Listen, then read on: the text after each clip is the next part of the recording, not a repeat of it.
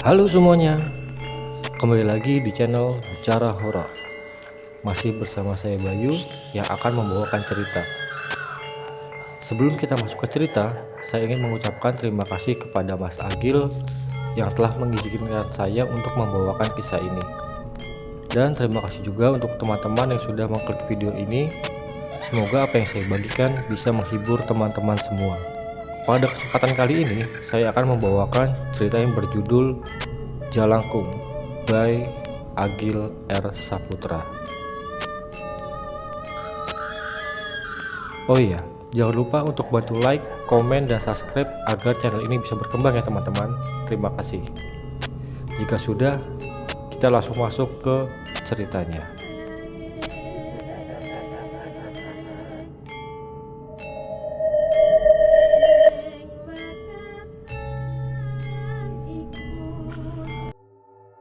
Jelangkung by Agil R. Saputra. Datang tak dijemput, pulang ikut kalian. Kali ini saya akan menceritakan kisah nyata dari 4 orang pemuda di tahun 70 atau 80-an yang bermain-main dengan yang tidak main-main, yaitu jelangkung. Dalam permainannya, mereka melakukan sebuah kesalahan hingga akhirnya menyebabkan teror yang berkepanjangan sampai membuat mereka hampir gila. Bagaimana kisahnya? Mari kita simak. Oh ya, disclaimer dulu ya. Semua nama, tokoh, dan tempat sengaja disamarkan untuk menjaga identitas dan privasi pihak yang terlibat di dalamnya. Jawa Tengah, kisaran tahun 1978. Sebut saja Sugeng, Bambang, Kuncung, dan Wicaksono. 4 sahabat yang tak terpisahkan. Selain karena memang mereka satu kampung, sejak SD hingga kini SMA, mereka selalu berada dalam sekolah yang sama. Seperti pada hubungan persahabatan pada umumnya, ada banyak kekonyolan yang mereka lalui, termasuk kekonyolan yang satu ini, yaitu bermain jalangkung. Cung si tubuh kecil namun paling tangil inilah yang menjadi pemerakarsanya. Berbekal mantra yang sudah umum diketahui dari Ubo Rampe atau persyaratan yang diketahui dari salah satu halaman yang dimuat di majalah misteri, mereka mulai merencanakan ritual ini. Tak ada tujuan pasti. Motivasi satu-satunya hanyalah rasa penasaran yang memang sedang kuat dirasakan oleh remaja seumuran mereka. Sugeng, Sugeng si paling lugu dan penakut sekaligus narasumber dari cerita ini sebenarnya tidak setuju. Namun apa daya, karena yang menang adalah suara terbanyak, mau tak mau, atas nama konco kental atau persahabatan, Sugeng harus ikut terlibat di dalamnya. Mereka mulai mempersiapkannya. Wicaksono si paling terampil dalam urusan kerajinan tangan, mulai membuat boneka jalangkung dengan gayung batok yang ia curi dari gentong air milik neneknya. Dan dibuatlah boneka itu sesuai dengan apa yang digambarkan dalam majalah misteri. Jumat sore di tahun itu, Sugeng tak begitu mengingat bulan apa. Mereka berempat pergi ke sebuah makam Jawa tak bertuan di salah satu lembah taman kota. Mereka menancapkan boneka jalangkung itu di makam tersebut sesuai petunjuk. Menurut informasi dari majalah, boneka jelangkung yang digunakan itu harus dibiarkan tertancap di sebuah makam selama 1 malam. Ditancapkanlah sebuah boneka jelangkung khas Jawa dengan kemeja putih milik Ayah Bambang di atas makam tersebut. Dan siang hari setelah pulang sekolah, mereka kembali ke makam itu untuk mengambil boneka itu lagi. Sampun nggih, Mbah. Sudah ya, Mbah? Ucap Kuncung dengan nada bercanda. Mereka pun beranjak pulang untuk mempersiapkan ritual jalangkung ini yang rencananya akan dilakukan nanti malam. Singkat cerita, malam pun tiba. Semua sudah siap. Boneka yang diikatkan dengan kapur tulis beserta kelengkapan lainnya, seperti kembang, kopi pahit, air santan, dan tidak lupa sabak atau papan tulis yang terbuat dari batu. Mereka berempat membawa kelengkapan itu ke sebuah rumah tua yang terbengkalai di dekat Cungkup, atau tempat menyimpan perlengkapan pemakaman di pinggir desa. Mereka sengaja mengambil waktu agak larut agar tak ada warga atau tetangga yang memergokinya. Mengingat Ini adalah aktivitas yang cukup aneh. Tentu akan timbul masalah bila ada orang lain yang mengetahuinya. Sesampainya di sana, mereka mulai menggelar tikar, menyalakan 2 buah lentera kecil, dan menata semua sesajen, dan ritual pemanggilan arwah Jalangkung pun dimulai. Boneka sudah dipegang sejajar oleh mereka, tepat di atas papan penulis. Sejenak mereka semua terdiam saling pandang. Apakah kita akan benar-benar melakukannya? Mungkin itu yang ada dalam batin mereka semua saat itu. Kuncung mulai memberikan arahan untuk mengucapkan mantra. Nyoh, alon-alon, ayo pelan-pelan, ucap Kuncung sebelum mulai membacakan mantranya, sembari memberitahu agar jangan ada yang melepaskan boneka ini jika nanti timbul pergerakan. Iyo iyo, jawab Bambang yang belakangan ini agak sebal dengan Kuncung yang selalu berlagak seperti dukun. Mantra pun diucap dengan kalimat di tengah suasana ruangan itu yang lembab. Sugeng tampak menoleh-noleh di sekitarnya. Ia merasa ada orang lain selain mereka di ruangan itu. Namun dengan segera, Kuncung mengisyaratkan Sugeng untuk kembali berkonsentrasi. Mantra yang diucap berulang ini nampaknya belum membuat boneka ini bergerak. Mulai timbul keraguan dalam diri mereka masing-masing. Sugeng dan Wicak mulai berhenti melafalkan mantra itu. Namun tidak dengan Bambang dan Kuncung, yang justru tempo bacaannya kian cepat. Dan benar, tak selang beberapa lama kemudian, boneka itu terhentak ke atas seakan ingin terbang. Sugeng yang kaget sempat melepaskan satu tangannya, hingga akhirnya si Kuncung berisyarat untuk tidak melepaskan pegangan itu. Mereka semua kini terdiam, melihat sang boneka bergerak tak beraturan dengan kuat. Dengan kata-kata yang terbata-bata, si Kuncung berkata, Sugeng Rawuh, Mbah. Selamat datang, Mbah. Perlahan, boneka yang tadinya bergerak tak beraturan, kini terlihat melandai bergerak memutari menuju sesajen. Monggo, Mbah, dipun kedapi. Silakan, Mbah, kalau dinikmati, kata Kuncung kembali. Boneka itu mulai memutar-mutar dan berhenti di mangkuk berisi kunci yang ditali. Seketika Kuncung langsung teringat apa yang tertulis di petunjuk majalah bahwasanya cara Jalangkung makan adalah dengan kunci itu. Dengan satu tangannya, Kuncung mengambil kunci itu yang ditali dan mengalungkannya di leher boneka. Saya berkata, Nuhun sewu, Mbah. Permisi, Mbah. Setelah terkalung, boneka itu mulai bergerak mengitari sesajen. Mencelupkan kunci itu ke gelas yang berisi kopi dan air santan. Setelah itu, boneka kembali bergerak menuju tengah, tepatnya di atas papan tulis sabak, dan menggerakkan kapur tulis yang terikat di bawahnya, membentuk tulisan yang berupa titik-titik. Kini Bambang mengambil alih dan bertanya,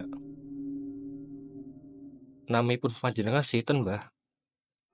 Nama kamu siapa, Mbah? Boneka itu sejenak terdiam, namun kembali bergerak, menuliskan kata yang adalah namanya, yaitu Rumi. Setelah itu, Sugeng, Wicak, Kuncung, dan Bambang terlihat saling pandang seakan mengisyaratkan tentang kata-kata apa lagi yang harus ditanyakan. Tapi di sini Wicak tiba-tiba saja berkata, Jenengan jaler nopo setri, Mbah? Anda laki-laki atau perempuan, Mbah? Jelas wedok, jenenge wae Rumi. Ya jelas perempuan lah, namanya juga Rumi, gerutuk Kuncung dengan berbisik sambil menyenggol badan Wicak yang berada di sampingnya.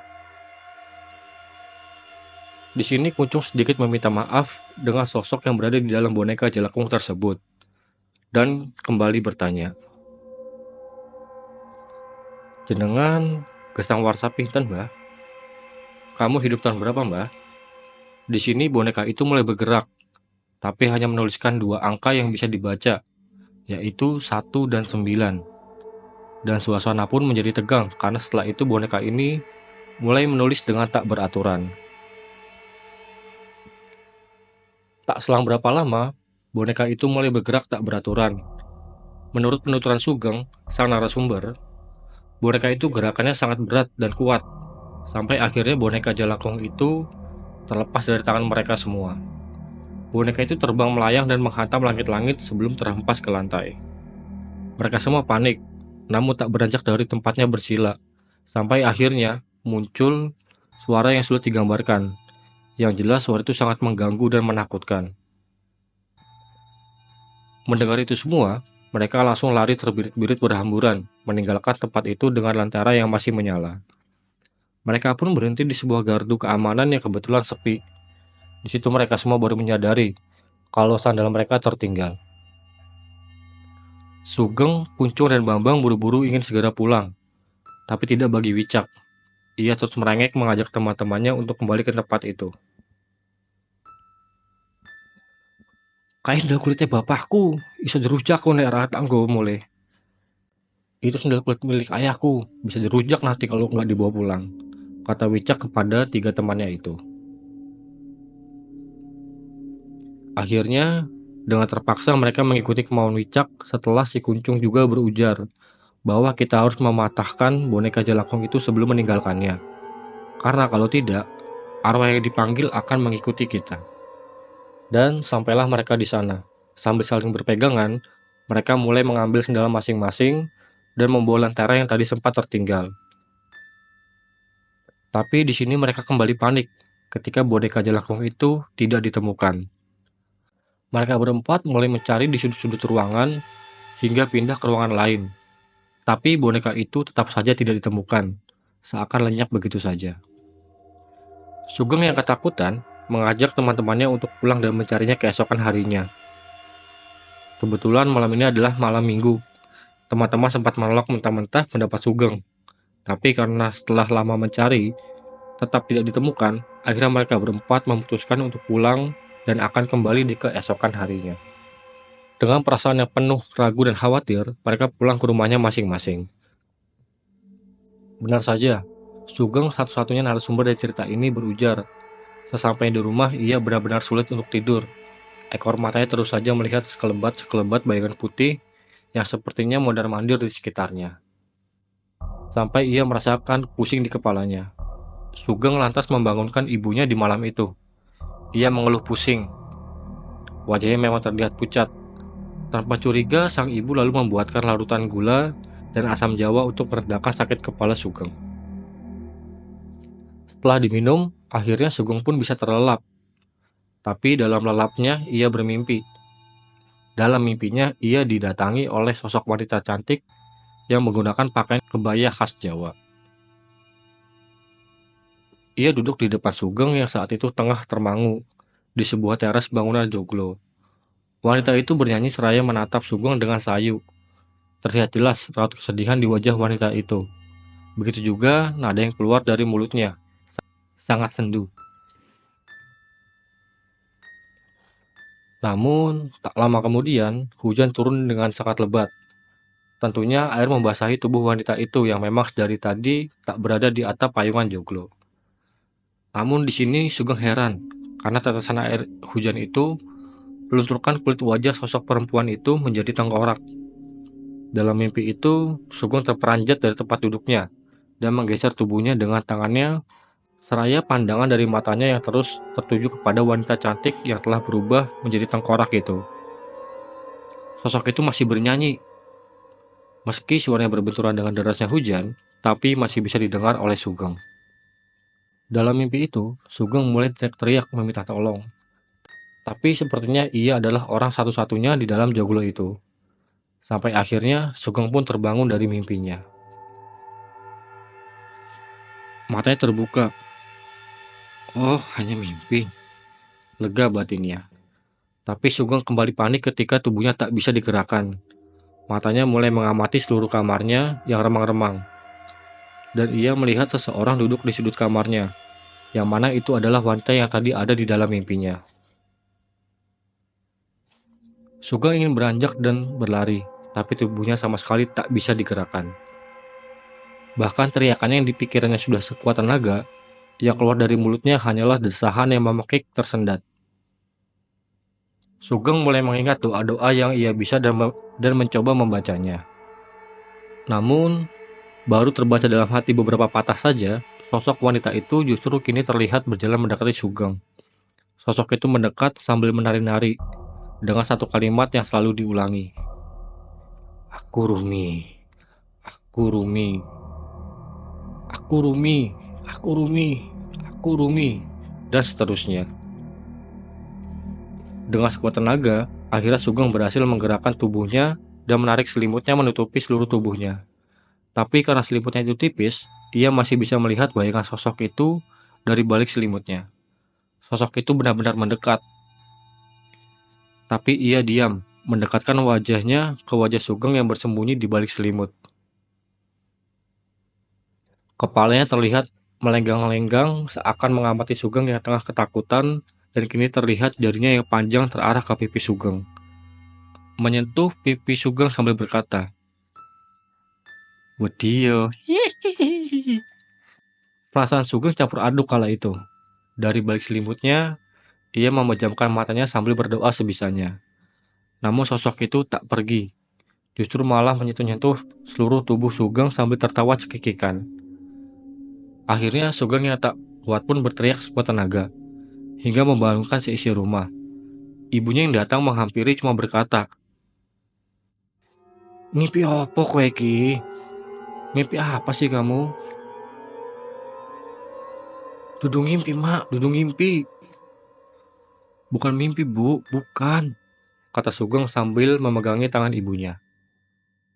Sugeng terus berujar bahwa ia melihat hantu wanita di dalam kamarnya, tapi ibunya masih menganggap itu hanyalah mimpi saja. "Makanya kalau mau tidur itu berdoa dulu." "Sudah sana, tidur lagi," kata ibunya seraya meninggalkannya. Sugeng mengambil tasbih di atas meja belajarnya dan kembali merebahkan diri di ranjang. Sembari berzikir, Sugeng mulai menerka apa yang terjadi. "Masalah iki masalah. Ngopo dadak dolanan jelangkung barang? Masalah ini, masalah. Kenapa pakai main jelangkung segala sih?" gerutu Sugeng dalam hati. Namun, ketika wajah sosok wanita itu muncul dalam ingatan Sugeng, ia mencoba mempercayai kata ibunya, meskipun ia ragu. Dalam pikirannya, Sugeng terus berucap, "Ini hanya mimpi, ini hanya mimpi, ini hanya mimpi." Ia terus berzikir hingga mulai mengantuk. Namun, di sini teror itu sepertinya mulai kembali. Karena ketika Sugeng memejamkan matanya, ia merasa ada seseorang yang tidur di sampingnya. Ia benar-benar merasakan ada beban lain yang tertumpu di kasurnya. Tetapi ketika ia membuka matanya, tidak ada siapapun di sampingnya. Ia kembali memejamkan matanya, dan rasa itu datang lagi. Entah itu hanya perasaannya saja atau memang benar. Yang jelas itu membuatnya tak bisa tidur hingga azan subuh berkumandang. Barulah setelah itu, Sugeng bisa tertidur, walau sekitar jam 7 pagi ia sudah harus terbangun karena teman-temannya yaitu Wicak, Kuncung, dan Bambang sudah berada di rumahnya. Tentunya mereka akan menuntaskan permainan ini, mencari boneka jelangkung itu. Terlihat wajah-wajah lesu terpancar di raut Bambang, Kuncung, dan Wicak. Sudah bisa ditebak apa yang mereka lalui semalam. "Ayo, gendang. Ayo, cepetan," kata Bambang mengajak teman-temannya. Berjalanlah mereka berempat ke bangunan kosong itu. Di jalan mereka semua bercerita kalau semalam didatangi sosok wanita yang bernama Rumi. Ciri-ciri dan detail kejadiannya kurang lebih sama seperti apa yang dialami oleh Sugeng semalam, tapi tidak dengan Kuncung. Karena semalam ia mengaku sempat dicekik oleh sosok wanita itu. Di sini Kuncung memang terlihat berbeda dengan teman-temannya. Nampak jelas raut wajahnya yang ketakutan dan seperti kurang fokus. Padahal di antara mereka berempat, ia adalah orang yang paling tangil dan suka bercanda, bahkan dia tergolong yang paling berani meski badannya kecil. Singkat cerita, sampailah mereka di bangunan itu. Tapi anehnya, di sini boneka jelangkung itu sudah ada tergeletak rapih di antara sesajen.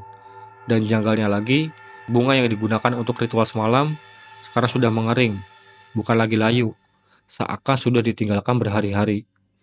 Kopi dan air santan yang ada di gelas juga sudah berjamur tebal. Tapi mereka tidak memperdulikan itu. Mereka hanya ingin segera menghancurkan boneka jelangkung itu. "Ayo Cung, tugelono. Ayo Cung, patahin bonekanya," kata Wicak kepada Kuncung. Dengan sedikit terpaksa, Kuncung mengambil boneka itu dan hendak mematahkannya dengan lututnya. Tapi apa yang terjadi? Ketika batang jelangkung itu menyentuh pahanya, tiba-tiba Kuncung terjatuh, menunduk dan duduk tersimpuh. Sing genah cung, rasa guyon. Ya bener lah cung, gak usah bercanda, kata Bambang sembari menggoyang-goyangkan pundak Kuncung. Tapi di sini Kuncung malah bernyanyi, dan lagu yang dinyanyikan adalah tembang Lir Ilir. Seperti yang orang Jawa tahu, lagu Lir Ilir karya Sunan Kalijaga ini sangatlah indah, dan liriknya syarat dengan makna. Bahkan catatan sejarah mengatakan lagu ini sering digunakan sebagai media dakwah oleh Kanjeng Sunan Kalijaga. Namun, seketika aura lagu itu berubah menjadi seram dan suram, karena di sini suara yang keluar dari mulut Kuncung adalah suara wanita. Suaranya begitu merdu. Sejenak mereka terdiam saling pandang. Wah, Kuncung klepon ki. Wah, Kuncung kerasukan nih, kata Bambang lirih. Mereka tak bisa berbuat apa-apa, sampai sosok yang merasuki Kuncung itu menyelesaikan bait dari lagunya. Baru setelah itu Bambang disusul dengan yang lainnya, mulai mendekat dan duduk di depan Kuncung yang diduga tengah kerasukan itu. Dengan gemetar Bambang berkata, "Nuwun sewu mbah, niko sinten jih? Permisi mbah, ini siapa ya?" Seraya memberikan tangannya untuk berjabat. Padahal tentu sebenarnya mereka semua tahu kalau sosok yang merasuki Kuncung adalah arwah Jalangkung yang semalam mereka panggil, yaitu Rumi. Mendengar pertanyaan itu, sosok yang berada di dalam tubuh Kuncung menjawab, "Gayamu itu orang ngerti. Gayamu pura-pura nggak tahu," katanya dengan nada meninggi. "Mbah Rumi nggih. Mbah Rumi ya?" sahut Wicak di sela kemarahan itu. Di sini Bambang kembali berbicara yang intinya adalah meminta maaf kepada sosok yang merasuki Kuncung. "Terus pundi mbah? Oh nggih menawi raga meniko kulo kalian rencang-rencang wonten lepat nyuwun pangapunten ingkang sanget mbah ya." "Gimana mbah?" "Oh iya, apabila raga ini tubuh Kuncung, saya dan teman-teman ada kesalahan, mohon maaf yang sebesar-besarnya ya mbah." Begitu kata Bambang. Dan sosok dalam tubuh Kuncung pun menjawab, "Ora iso, pedes-pedes kaya raimu kabeh kuwi kudu dinehi ngerti. Aku wis kepacut kejebak. Gak bisa, monyet-monyet seperti kalian semua ini harus dikasih tahu. Aku sudah terlanjur terjebak," kata sosok itu sambil menunjuk mereka satu persatu. "Aku bakalan ono neng uripmu tekan aku bosen. Aku akan ada di kehidupanmu hingga aku bosan," kata sosok itu dengan nada bicara semakin tinggi. "Ampun mbah, nyuwun ngapunten ingkang sangat mbah. Jangan mbah, minta maaf dengan sangat mbah," kata mereka secara bersamaan. "Ora urusan, pokoknya mbuh tekan kapan, aku bakalan ono ning uripmu. Gak ada urusan, pokoknya entah sampai kapan, aku akan berada di kehidupan kalian," kata sosok itu lagi. "Kulo kapok mbah, boten ajeng malih-malih mbah. Saya kapok mbah, tidak akan mengulanginya lagi," kata mereka dengan ketakutan. "Sakniki wangsul nggih mbah, mesakno ragane. Sekarang pulang ya mbah, kasihan raganya," kata Bambang. "Opo? Bali? Apa? Pulang?" jawab sosok yang berada di dalam tubuh Kuncung. "Aku Arumi Sosro di Mejo. Aku danyang neng kene. Aku Arumi Sosro di Mejo. Aku penguasa di sini," jawab sosok itu lagi sambil melotot. Dan setelah itu ia pun berteriak dan mengamuk sampai akhirnya ada salah satu warga yang mendengarnya. Sebut saja Pak Parman. Beliau adalah tetangga mereka, petani yang kebetulan mempunyai ladang di dekat rumah kosong itu. "Ano apa toh iki? Ada apa sih?" kata Pak Parman kepada mereka. Akhirnya mereka pun mulai menjelaskan apa yang terjadi dan bagaimana duduk permasalahannya. "Pancen bocah-bocah kurang gawean. Memang anak-anak kurang kerjaan," kata Pak Parman. "Wes, undang Mbah Jumadi. Sudah, panggilkan Mbah Jumadi sana," kata Pak Parman menyuruh mereka memanggil Mbah Jumadi, seorang pawang kuda lumping di desanya. Wicak yang kini tergopoh-gopoh pergi ke rumah Mbah Jumadi, sementara si Kuncung terus saja teriak-teriak mengamuk. Sesekali ia teriak meminta tolong, tapi ia sudah tak bisa mengendalikan dirinya yang telah dikuasai oleh arwah Rumi. Singkat cerita, Mbah Jumadi pun tiba di tempat itu dan mendekati Kuncung yang masih kerasukan. Dengan santai ia mengajak sosok yang merasuki Kuncung itu bersalaman. Nampaknya beliau sudah diberitahu duduk permasalahannya oleh Wicak tadi di perjalanan. Dengan tenang dan sopan, Mbak Jumadi meminta maaf. Mbak Arumi, mangkartos kulo to, kulo nyuwunaken jeruning sepuro. Saking lari-lari menika ingkang lancang kalian dereng nalar. Pun sakniki kondor nggih. Kak Arumi, tahu saya kan? Saya mewakili anak-anak meminta maaf sedalam-dalamnya atas kelancangan mereka. Mereka semua belum nalar. Sudah, sekarang pulang ya. Begitu kira-kira kata Mbak Jumadi kepada sosok yang merasuki tubuh Kuncung itu. Dan Kuncung pun tampak tenang, kemudian tubuhnya melemas. Mbak Jumadi mengeluarkan kain hitam di sakunya dan menyabetkannya ke tubuh Kuncung. Seketika ia langsung terbangun dan muntah-muntah. Pak Parman dan Mbah Jumadi mengajak mereka berempat untuk keluar dari bangunan itu dan mengajak mereka duduk di pinggir sawah. Di sini Mbah Jumadi memberikan nasihat kepada mereka berempat. Nah, jelangkung itu bukan permainan yang main-main loh. Kalau kamu ilmunya serampangan, bisa bahaya. Kalian bisa gila diikuti sama demit yang kamu panggil itu. Jelangkung itu permainan yang terlarang. Saya tidak bisa banyak membantu kalian. Saya hanya bisa memintakan maaf. Karena saya cuma pawang orang kesurupan, bukan kiai. Sudah, sekarang semua pulang. Nanti kalau masih diganggu, bilang sama orang tuamu, suruh panggil kiai. Begitu kira-kira kata Mbak Jumadi kepada mereka. Singkat cerita mereka pun pulang. Pak Parman dan Mbah Jumadi sempat dibujuk untuk tidak memberitahukan hal ini kepada orang lain. Terutama orang tua mereka berempat dan cuma iya-iya saja. Namun nyatanya, pada hari itu juga kabar tentang Kuncung yang kesurupan karena bermain jelangkung dengan Sugeng, Bambang, dan Wicak pun langsung menyebar ke seluruh desa. Mereka tentunya dimarahi, apalagi si Wicak, yang ayahnya adalah seorang imam masjid di desanya.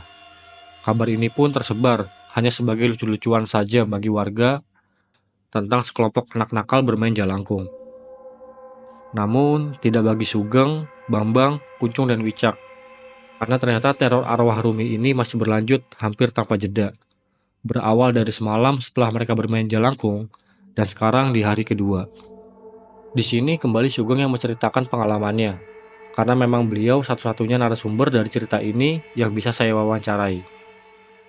Hari itu Sugeng dimarahi oleh orang tuanya habis-habisan, terutama oleh ayahnya, yang didikan agamanya cukup konservatif. Tentunya marah mendengar anaknya melakukan hal itu. Sampai akhirnya malam pun tiba. Sugeng tak khawatir dengan kemarahan orang tuanya. Ia justru gelisah memikirkan kata-kata yang keluar dari sosok yang merasuki Kuncung tadi pagi, yang mana sosok itu berkata, akan berada di hidup Sugeng dan teman-temannya hingga ia bosan. Sugeng tentu bergidik ngeri mengingat kata-kata itu. Segera ia mengambil wudhu dan hendak sholat. Waktu itu belum begitu malam. Azan Isya juga baru berkumandang sekitar sejam yang lalu. Sembayangnya benar-benar tak khusyuk. Ia terus saja memikirkan hal ini yang sudah terlambat untuk ia sesali. Selesai sholat, Sugeng merebahkan tubuhnya di ranjang tanpa melepas sarung dan pecinya. Nampaknya hari ini cukup menguras tenaga. Sugeng merasa capek, namun ia seperti sudah menduga ia tak akan bisa tidur lelap malam ini. Sugeng hanya memandangi langit-langit kamarnya hingga ia pun tertidur dan kembali bermimpi didatangi oleh sosok Rumi itu lagi. Tapi mimpi itu hanya sekejap saja, karena setelah Rumi menampakkan wajahnya, Sugeng seketika langsung bangun dengan keringat yang bercucuran. Astagfirullahaladzim, kata Sugeng. Ia memandangi sekitar kamarnya seraya mengusap-ngusap mukanya, berharap sosok itu tak ada di sini. Tapi nampaknya Sugeng salah, karena ketika ia menengok di samping ranjangnya, ada sosok wanita yang duduk di situ, di atas kasurnya. Sosok itu hanya diam mematung. Sugeng yang ketakutan hanya bisa terpaku dan tak bisa bergerak, apalagi berteriak. Ia mencoba memalingkan pandangannya dari sosok itu, tapi tak bisa. Ia mencoba memalingkan pandangan dari sosok itu, tapi tidak bisa. Bahkan untuk sekedar berdoa dalam hati saja, ia pun seperti pikun dan tak ingat harus berdoa apa. Yang ia ingat hanya, ya Allah, ya Allah, ya Allah.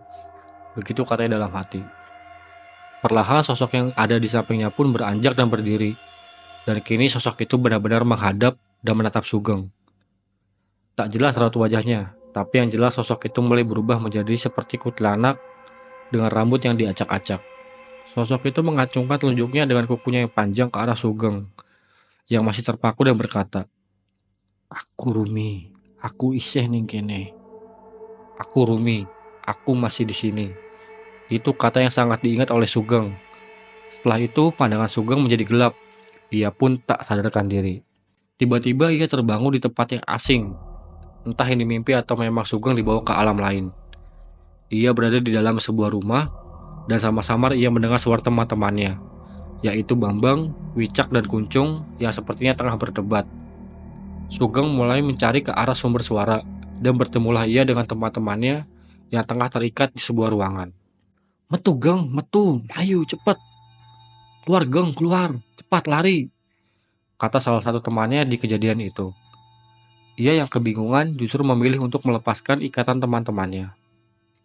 "Ayo metu bareng, ayo keluar, ayo metu bareng, ayo keluar bersama," kata Sugeng sambil melepaskan ikatan teman-temannya satu persatu. Namun, ketika semua tali terlepas, tiba-tiba ada seseorang yang memegang pundaknya. Sontak ia menoleh. Ternyata seorang wanita yang kini terlihat sedang bertolak pinggang, seakan marah dengan apa yang dilakukan oleh Sugeng. Di sini Sugeng tak merasa takut, karena wanita itu parasnya cantik, mengenakan kebaya khas Jawa dilihat dari wajahnya. Wanita itu sepertinya seumuran dengannya. Ya, wanita itu adalah Rumi, arwah Jalangkung yang ia panggil. Karena beberapa saat kemudian, sosok itu memang memperkenalkan dirinya. "Oh, aku Rumi. Iya, aku Rumi." Setelah mendengar kata itu, tanpa basa-basi, Sugeng berlari seraya mengajak kawannya.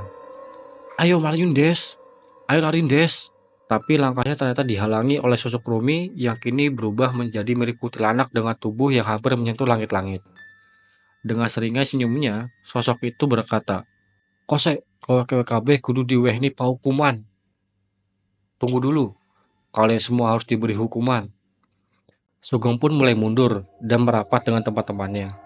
Tiba-tiba, berdengung dengan keras di ruangan itu, suara orang ramai yang menurut Sugeng sedang membaca sholawat. Sangat sulit menjelaskan keadaan kala itu. Yang jelas seiring dengan itu, suasana kembali gelap. Dan Sugeng pun terbangun di halaman surau dekat rumahnya. Kata-kata Alhamdulillah yang terucap dari orang-orang yang berada di situ mengiringi kesadarannya. Sugeng mulai menoleh ke sebelah kanan dan kirinya. Terlihat sahabatnya juga di situ dengan keadaan yang sama. Sepertinya mereka juga mengalami apa yang dialami Sugeng. Jadi, ternyata setelah ia melihat sosok Rumi dan pandangannya menjadi gelap, Sugeng mengalami kerasukan di tengah malam. Sosok itu mengacungkan telunjuknya dengan kukunya yang panjang ke arah Sugeng yang masih terpaku dan berkata, "Aku Rumi, aku isih neng kene. Aku Rumi, aku masih di sini." Itu kata-kata yang sangat diingat oleh Sugeng. Setelah itu pandangan Sugeng menjadi gelap. Ia pun tak sadarkan diri. Begitu juga dengan Bambang, Wicak, dan Kuncung yang juga kerasukan dalam waktu yang hampir bersamaan, meski mereka tengah berada di rumahnya masing-masing. Mereka semua seperti dibawa ke dimensi lain, dan ngerinya, mereka berempat kesurupan selama hampir 2 hari. Walaupun mereka merasa hanya beberapa menit saja, dari saat pandangannya mulai gelap sampai mereka akhirnya tersadar di surau tersebut. Tak ada kata-kata yang bisa terucap dari mulut mereka setelah sadar. Mereka terlihat lemas dengan kantung mata yang menghitam. Mbah Badawi, seorang kiai di desa itu yang menjadi perantara atas kembalinya mereka berempat, terlihat memberi nasihat, seraya menyodorkan air kelapa muda untuk mereka minum. "Tujukno gek rong dino. Nek wis telu apa punjul, iso bablas gendeng kowe kabeh. Untung baru 2 hari. Kalau sudah 3 hari atau lebih, kalian semua bisa menjadi gila." Begitu kata Mbah Badawi yang juga berpesan kepada mereka untuk tidak mengulangi perbuatan itu lagi. Setelah itu, boneka Jalangkung itu dibakar oleh beliau. Dan gangguan arwah Jalangkung Rumi pun berhenti sampai di sini. Singkat cerita, setelah kejadian itu, Sugeng, Wicak, Bambang, dan Kuncung berubah menjadi seseorang yang lebih mendekatkan diri kepada Tuhan. Terlepas dengan apa yang telah mereka lalui, mereka tetap menjadi sahabat yang tidak terpisahkan. Oke, sekian cerita yang saya bawakan kali ini. Semoga cerita yang saya bawakan dapat menghibur teman-teman semua ya. Serta cerita yang saya sampaikan bisa menjadi pembelajaran bagi kita semua. Terima kasih juga untuk Mas Agil R. Saputra yang telah mengizinkan saya untuk membawakan ceritanya ke dalam podcast ini. Untuk teman-teman yang mungkin memiliki cerita mistis, horor atau semacamnya, bisa kirimkan ceritanya ke alamat email kirimcerita.bicarahoror@gmail.com. Dan bagi teman-teman yang ingin membaca cerita secara langsung, bisa langsung saja mengunjungi akun X dari Mas Agil R. Saputra yang nanti akan saya cantumkan linknya di bawah. Akhir kata, saya Bayu izin undur diri. Wassalamualaikum warahmatullahi wabarakatuh.